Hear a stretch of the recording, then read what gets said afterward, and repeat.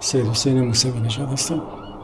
متولد سال 1323 در بوشهر متولد شدم. نقاشی رو از کودکی شروع کردم. درست از چه زمانی دقیقاً نمیتونم بگم، ولی ما موقع مستاجر بودیم. بنابراین از مادر سوال کردم سالی که ما تو خونه فلانی نشسته بودیم من چند ساله بودم. گفت تقریباً 50 سال. برای اولین بار یه روزی یه عکس رنگی به دستم افتاد. اولین عکس رنگی بود که توی عمرم دیده بودم. فونت سیاه براق داشت، یه خوشه آلوبالو بود با چند تا برگ. اینقدر دیدن این عکس منو تحت تاثیر قرار داد که بعدش حالا نمیدونم به چه دلیل مریض شدم و خوابیدم. مدت‌ها تو بستر بودم، اما یادم هست تب شدید داشتم، هذیان میگفتم. اما با وجود این هر وقت فرصت میکردم عکس رو از زیر بالشم میکشیدم بیرون، یه نگاهی بهش مینداختم، دوباره میخوابیدم. حالم که بهتر شد بلند شدم و زغال برداشتم و رفتم تو کوچه و شروع کردم به این عکسای آلوبالو رو دیواره مردم کشیدم. زغال بود و دفتر من دیوارای صاف بود تو کوچه و مدل اولی من آلوبالو بود.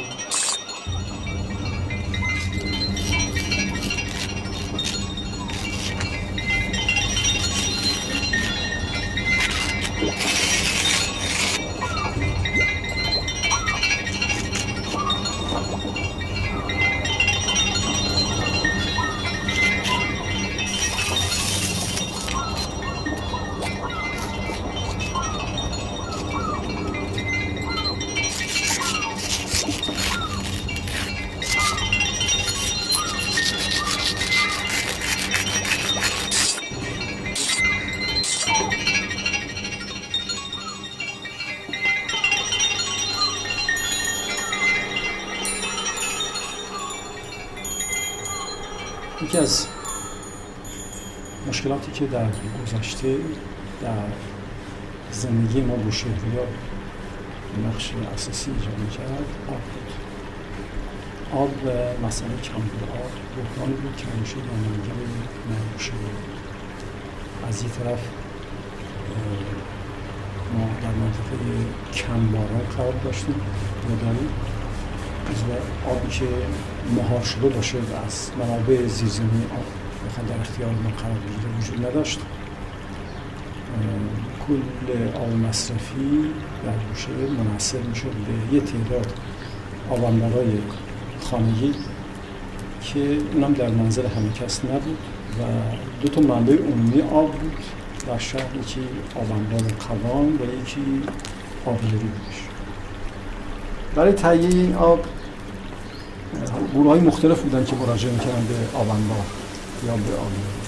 اغلب زن‌ها بودن، زن‌های خوندار که قسمت اعظم وقت زندگیشون صرف آوردن آب. حالا مردها بودن ولی کم. یه عده حرفه‌ای بودن که آب رو از طریق می‌بردن می‌فروختن. از کمتل استفاده میکردن، یه چوب داشتن رو پول میذاشتن که حلب ازش آویزون بود، اینا بهش گفتن کمتل رند، آب رو میفروختن. اما بقیه افراد عادی خودشون موسیقی مواجه بود و چون همیشه برای تعیین آب اضطراب داشتن، بزرگترین اضطرابشون این بود که نکنن یه روز برن اونجا تو نوبتن بمونن ولی آب توی آبانبار نباشه و اینا دست خالی برن. بنابراین اینو من در دوران کودکی کاملا در چهره مادرم همیشه حس می‌کردم که شب که می‌خواست بخوابه میگفت که خدا کنم صبح زود بلند بشم تا بتونم برام به آبانبار برسم، یا اینکه با همسایه‌ها قرار می‌ذاشتن که صبح چه موقعی و چجوری بریم اونجا. این بود که سحرگاهان که اصحاب بلند می‌شدن حلب به دست شتابان به طرف آبانبار در حرکت بودن.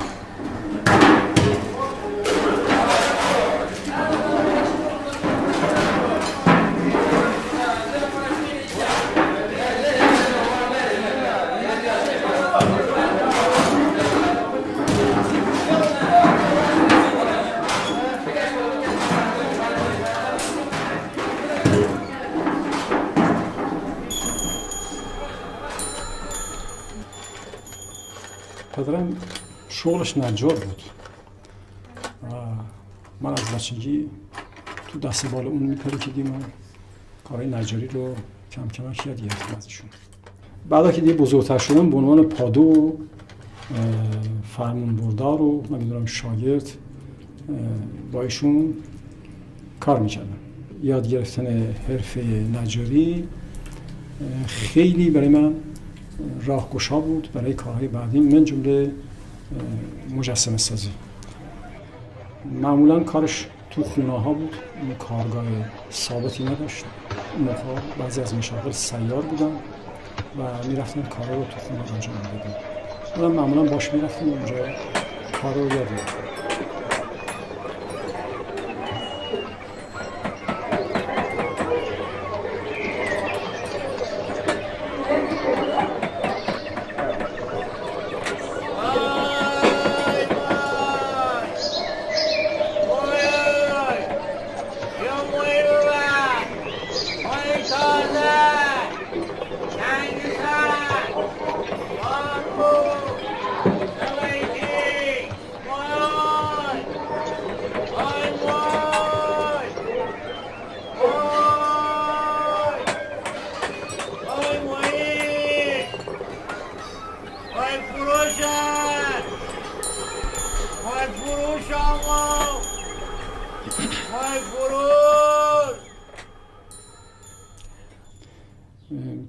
یکی از کارهایی که دوران بچگی من خاطرم از انجام میدادم کار گرهکاری بود. ساختن در و پنجره های هلالی با چوب ساج، اینا اون موقع مرسوم بود که اینا رو اونجا پیش پدرم یاد گرفتم. هلال 9 گانه داشتن، هلال 7 گانه داشتن، هلال 14 گانه داشتن بهش میگفتن.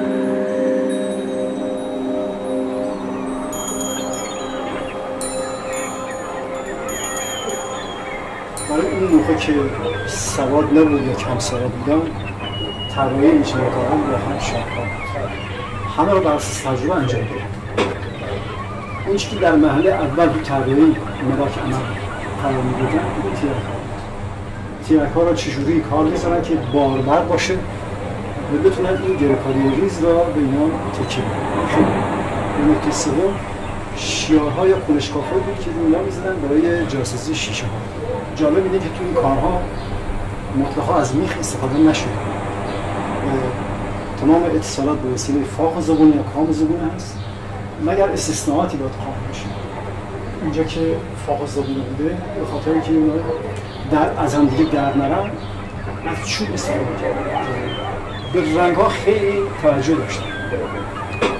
مثلا میگفتن که رنگ سبز برای کارگزاریش هر رنگ سبزی چند تا قول هوالله باید بخونید یا ثواب چند تا صلوات داره. حالا اینا شاید ریشه علمی داشته باشن انتخاب این رنگ که اینا به چه شیوهی اون زمان که علم همه پیشرفت می‌کرد هنر این اندازه باز نشده بود چطوری کنتراست رنگ رو اینا رو رعایت می‌کرد. علاوه بر کنتراست رنگ، مسئله روانی رنگ ها هم در نظر داشتن که رنگ سبز چه حالتی به انسان میده، رنگ آبی چه خصوصیاتی داره. بعضی رنگ ها حشرات رو از خودشون دور میکنن، اینا هم همه رعایت میشه.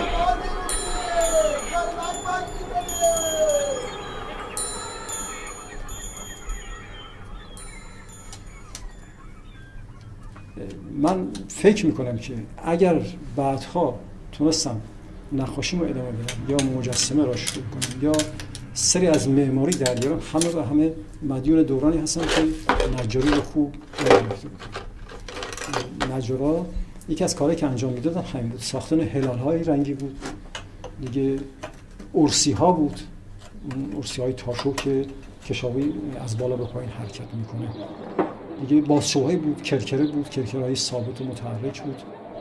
اینا به اون دلیل بوده که هم نور رو تنظیم بکنه و هم جریان هوا رو، یک جریان هوا از پایین به بالا میاد، دیگه اون پایین گرفته بالعکس. خود ساخت شناشیرها، حالا بینش بالکون میگن یا کنسول میگن، اون کلش میگن شناشیر.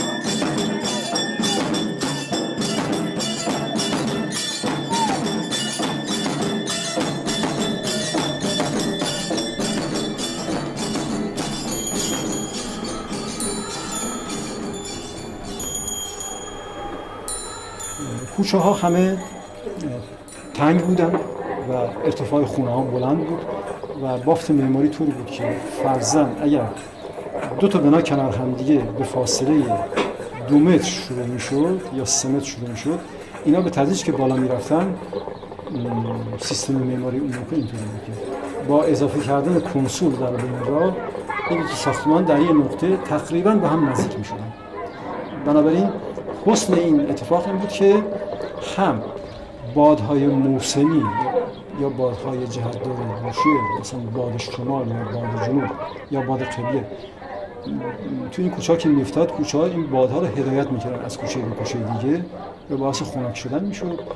حسن دیگرش بود که تابش آفتاب تو این کوچه‌ها کمتر اتفاق می‌افتاد.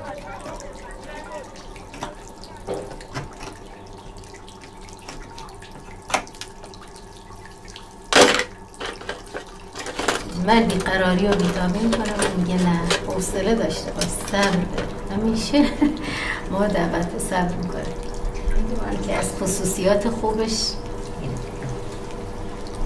و بعد از صبرش تعجب میکنم برای کار کردن. یعنی وقتی من از مدرسه میام میبینم مثلا برای درست کردن یه مجسمه یه خورده حالا ملات و خمیری از هر چیزی که میخواد درست کنه گذاشته روی سنگ، یعنی وقتی نگاش میکنم تعجب میکنم، میگم کی به شکل مجسمه داره. الان داره طراحی میکنه چند تا از کارا برای مجسمه. از حالا به این فکرم که ماشاءالله چجوری انگشتاش میچرخه و اینا شکل میده. ولی خب من خیلی مشتاقم هر روز که از مدرسه میام اول میرم نگاه میکنم ببینم به چه شکلی در اومد. میگم وای حسین هنوز خیلی مونده.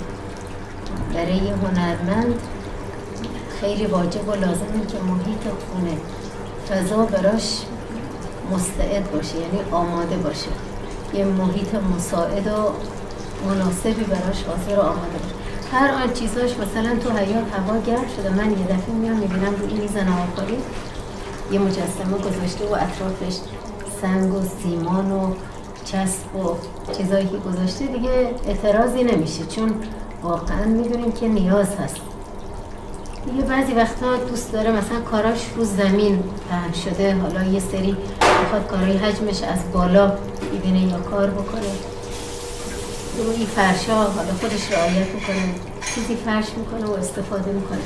بعضی وقتا بالا هستن تو حیاط خونه، از همه جا استفاده میکنه چون نمیشه کارگاه اصلیش بالا، ولی خب نمیتونه یه جا باشه. از نظر من هم یه همسر، هم یه پدر، هم یه هنرمند باشه. یعنی هر جا باید شخصیتش حفظ بشه. واقعا اینجوری، یعنی از ریزه‌ترین لحظه‌های زندگیش استفاده کنه.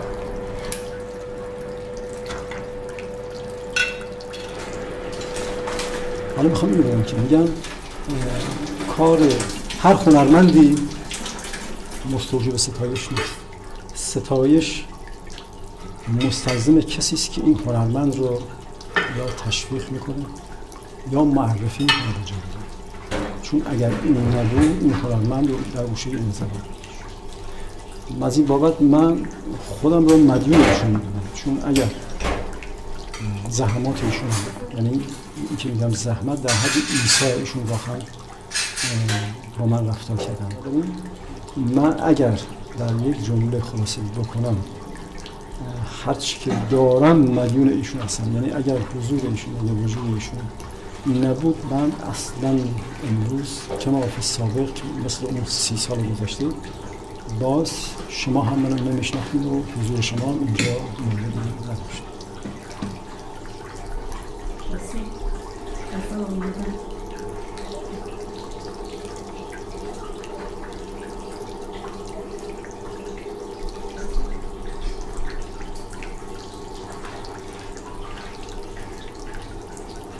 هر سال اول پاییز که فصل بارندگی بود جمع می شدن شبا یه عده که اهل دل بودن و باربارونی می کردن، دعای بارون می خوندن، در خونه می رفتن شعر می خوندن و از صاحبخونه طلب کمک می کردن. حالا صاحبخونه به اندازه وسعش یکی هیزم می داد، قند می داد، چای می داد، برنج می داد، اینا را جمع‌آوری می کردن تا یه دوره. بعد مراسم بعدی شروع می شد، اون بود که آش می ساختن.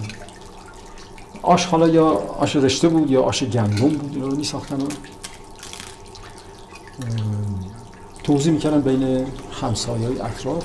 یه مورم توی یکی از این کاسه ها معمولا می انداختن و قضیه این بود که این موره تو کاسه هر کس که بیرون می اومد میشد گلی. گلی رو معمولا بزک می کردن، به یه شکل زشت در می آوردن. در یه شب موعود که قرار می‌ذاشتن جمع می‌شدن دوباره مردم، لنگه حاسک رو کولش می‌کردن، می‌رفتن طرف قبله اونجا دعا می‌کردن، برمیگشتن با امید اینکه بعد از این خدا اجابت بکنه و بارونی دید.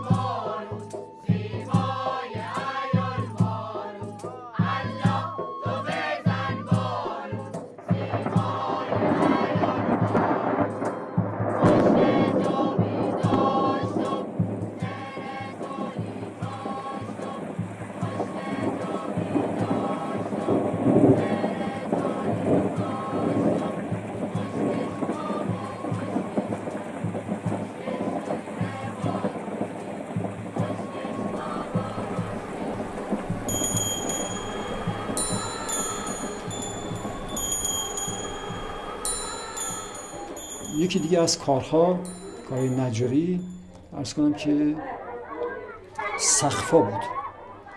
بعضیا که وضع مالی بهتری داشتن، تجار مخصوصا، سقفا رو با چندل اکتفا نمی‌کردن بپوشونن. چندل رو کار می‌ذاشتن، رو چندل بوریا می‌ذاشتن، بعد بوریا پیش می‌ذاشتن، بعد پیش گل رس می‌ریختن و می‌کوبیدن. این مرحله اول سقف سازی بود. مرحله دوم تخت کوبی زیر این سقف ها بود. یعنی طوری باید تخته هایی که مخصوص به این کار بود آماده سازی میشد، زیر چندلا کوبیده میشد و بعضا حالا یه گوشواره اطراف میدادن، از وسط باز نقشی برجسته میزدن. حالا اگر باز تمکن مالی اون فرد اجازه میداد این سقف رو نقاشی میکردن، نقش های گلبوته رو طرح فرش معمولا بود، اینا رو در میدادن.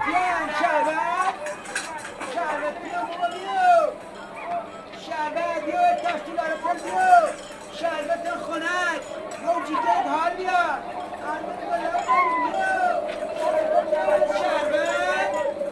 شربت آسون گرم رو شربت خش شربت یا شربت بزن یا کباب یا جیگرد حال بیار آسون و شربت قاعدت جلابه مباریو نومگرد سنحتا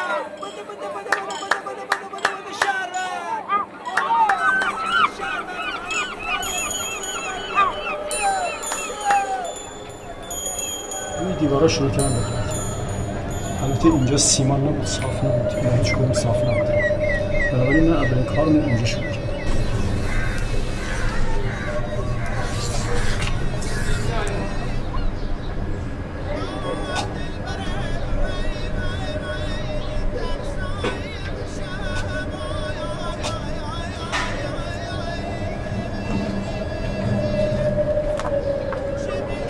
اینجا بافت قدیم شهر. این خونه که می‌بینی یه دوره من توش ساکن بودم. توی اتاق بالا کارگاه نقاشی بود. تمام این در و دیوار که الان مخروبه شده برای من همش خاطره است. خاطرات تلخ و شیرین.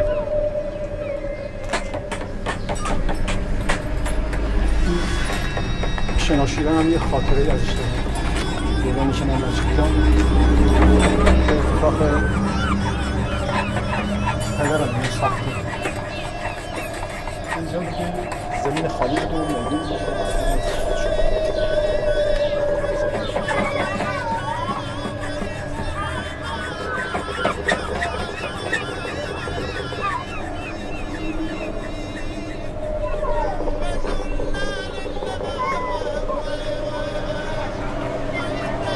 حسینی سیجونی که عنوان یکی از تابلوان بوده، اینه ساختمانش. البته اون ساختمان اصلی نیست، تو طرح تحریز کوچه ها قسمت اعظمش از بین رفته. از باقی مونده ساختمان دارن تحلیل جدید استفاده میکنن، در 2 طبقه دارن احیاش میکنن.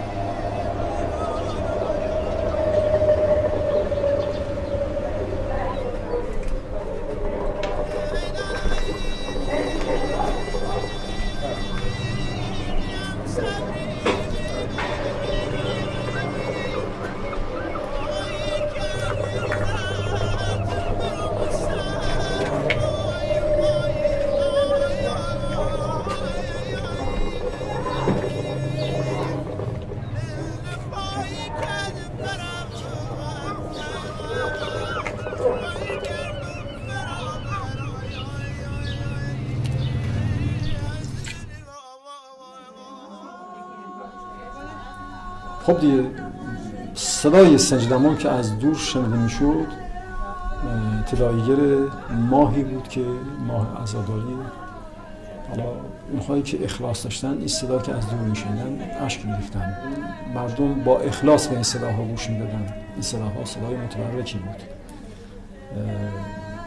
خونهایی بود که مراسم اجرا میکردن 1 دهه 2 دهه، مثلا همین حسینیه سیجونی که عنوان اینکه از تابلوها هست عزاداران حسینیه سیجونی، یا حسینیه حاجی مریم بود و از اینا بودش که اینا مختص زنان بود، عزاداری خانم ها بودش. وسایل تغذیه رو از توی جایگاهشون در می‌بردن، تمیز می‌کردن. حجله ها و نمیدونم کوتل ها و اینا رو آماده می‌کردن، می‌بردن بیرون. ایام دیگه یه حال هوای دیگری پیدا می‌شد. هر جا می‌رفتیم رنگ بوی ماه محرم و حلول ماه محرم رو حس می‌کردیم، چون همه به فعالیت بودن. بعد مراسمی که داشتن عزای سرپایی بود که گهگاه برای گرم کردن اعضا و هیجان در آوردن مردم زنها دستی می‌شدن بلند می‌شدن و سرپایی تو سر و سینه می‌زدن و اون اشعار عزاداری رو می‌خوندن.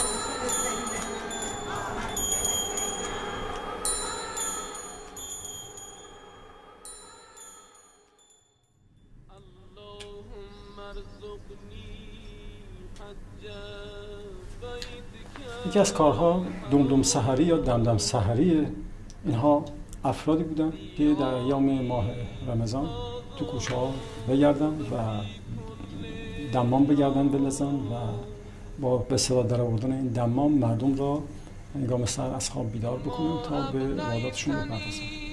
اکثر این افراد نابینا بودن و برای اینکه با سرعت توی کوچه‌های شهر عبور بکنن معمولاً یه فردی به نام دستکش همراه اینها بود. از پسر بچه‌ها استفاده می‌شد از دوروبری خودشون. این پسر بچه‌ها که دستکش بودن، یه دستشون فانوس یا چراغ نفتی بود، دست دیگه‌شون به شکلی اون فرد دمامزن که نابینا بود می‌کشیدن و تو کوچه‌ها راه می‌افتادن و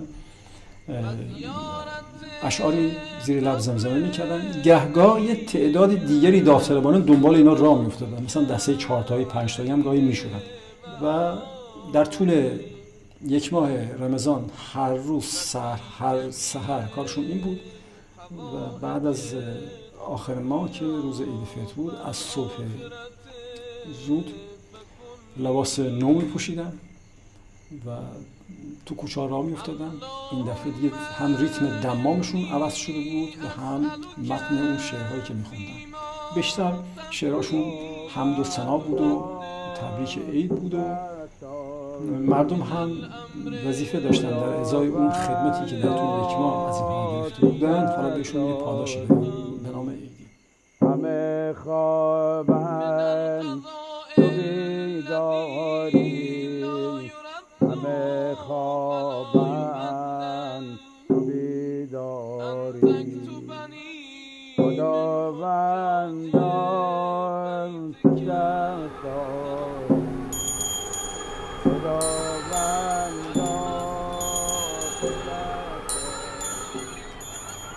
وقتی که می‌دیدم مثلا فرض کن ظهر فلان همسایه از این ساختمان با فلان همسایه اون ساختمان تو طبقه بالا دارن با همدیگه نشستن به فاصله نیم متر، اما این در خانه خودش اون در خانه خودش در پشت 2 تا نرده شناشویی دارن با هم صحبت می‌کنن. حتی بعضی وقت با هم یه چیزی رو وارد بدن می‌کنن. مثلا خودم خاطرم هست که یه روزی 2 نفری که پشت نرده شناشیر نشسته بودن از این خونه از این خونه صحبت می‌کردن، تو بین صحبتاشون خوشه انگوری دیدم که روی نی قلیونی نشسته بود و توسط همسایه اینوری داشت تعارف می‌کرد به همسایه اون طرفی. زیبایی که داشت همه متاسفانه تحت تاثیر فرهنگ وارداتی امروزی قرار گرفت و ما هم به ناچار همه گردن گذاشتیم. ساروچ کوبانه عنوانی که دیگه از حافظه ها پاک شده، سنت هایی که دیگه رنگ رو باخته و کسی ازش استقبالی نمیکنه، چون امروز دیگه کسی به ساروچ نیازی نداره. این ساروچ در گذشته توی بوشهر نقش زیادی در معماری بوشهر داشته، به خصوص در آبانبار سازی، چون یه ماده بوده به جای سیمان امروزی عمل می‌کرد. می آمدن گل روس رو می آوردن به آب قاطی می کردن، اونو گندیده می کردن، هفته ها می زشتن تا خوب گندیده بشه، اونو لگدمال می کردن، پایکوبی می کردن. بعد از 2 هفته پهن می کردن روی زمین و برش می دادن، به صورت خشت در می آوردن. خشتا در مرز آفتاب چند روز خشک می شد، به صورت یک کوره مخروط شکل اونو چیدمان می کردن، سنگ آهک زیر اون می زشتن، یه فضایی برای تعبیه سوخت هم زیر اینا قرار می دادن. بعد سوخت رو آتیش می زدن، این خشت ها با سنگ آهک همزمان پخت می خورد. بعد از اون پختی که بنزه کافی بهش داده بودن، بعد اینا رو آزاد می کردند و می بردن پای کار. بعدش در یه شب موعود اکیب ساروچکوبان دعوت می شدن، می اومدن. اکیب معمولا 8 نفر بود یا 6 نفر بود، 7 نفر بود. حالا موقع کوبیدن هم هر ضربه که می زدن یه قدم بر می داشتن به سمت راست حرکت می کردن، عین بر سینه زنی، منتها با سرعت کمتر. استا که وسط بود هم استا بود، هم گرداننده بود، هم خواننده بود، میخوند و به خیانت جواب میدادن. این هر ضربه که میزدن میگفتن علامه بابا، علامه شاه نجف، مولامه، هم چیزی میخوندن.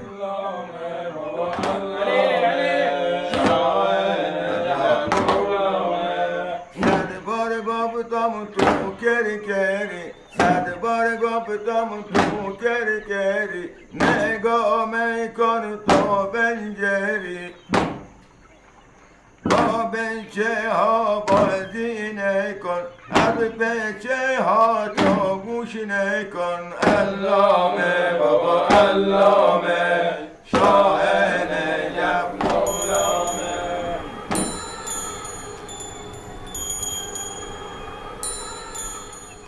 به هر حال پذیرفتم که دانشگاهی که من میرم دانشگاه ملی تهران نیست، دانشگاه آزاد و اسلامی و فلان فلان مجازی نیست. دانشگاه من دانشگاه 4 محله، دانشگاه دیدشتی و دانشگاه شنبه‌ای و کوتی و بهبانی. جایی بودم که تمام اجزاء بدنم تونستن چیزی یاد بگیرن و امروز که سالها از اون دوران دانشجویی هنوز که هنوز دارم طی میکنم، احساس میکنم چیزهایی بلد هستم که توی دانشگاه بودم هیچ وقت اونها نمی‌رسیدم.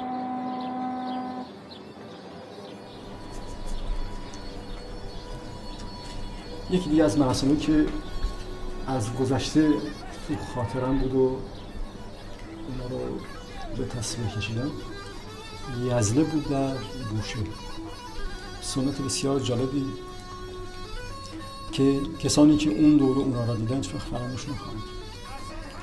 پابرنه بودن، اغلب نور می‌بستن، لخت بودن، حالا کمتر ملبس به لباسی و اشعار را از ته دل می‌خوندن، جواب می‌دادن.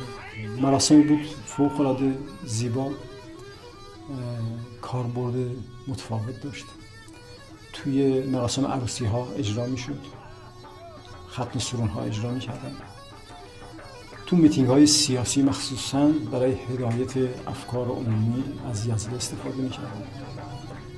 علاوه بر اینا تماشاچی بودن که اینا رو مشاهده می‌کردن، دنبال می‌کردن، زن و مرد بودن اونا دنبالشون. اونا هم زمزمه می‌کردن، تحت تاثیر قرار می‌گرفتن، به شوق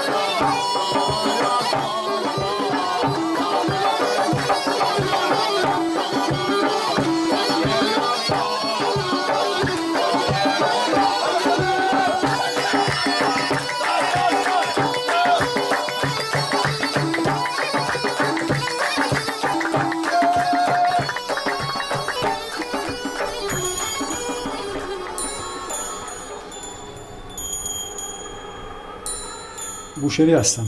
حالا تقدیر این چنین بوده که من اینجا به دنیا بیام. محله شنبدی، کوچه عباس علی، جایی که قبلا بود ولی امروز دیگه وجود نداره.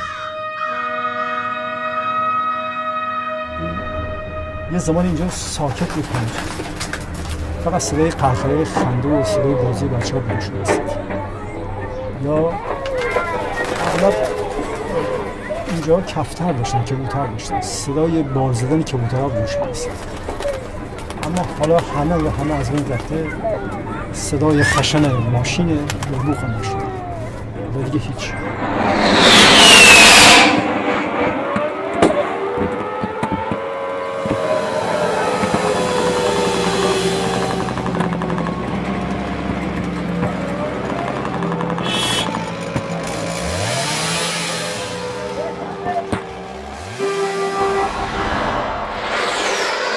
زادگاه هست و با بوی بوشهر و رنگ بوشهر و فرهنگ بوشهر عجین شدم. اکثر کارهای من فقط و فقط برداشته از همین شهر بوده و متأثر از این شهر بوده و منبع الهام من همین داره. دیوارهای فعلی بوشهر که وقتی که از کنارشون عبور میکنی فکر نمیکنی که اینها ساختمانی بوده که به مرور خراب شده، فکر میکنی یک شبه جنگ اینها رو نابود کرده.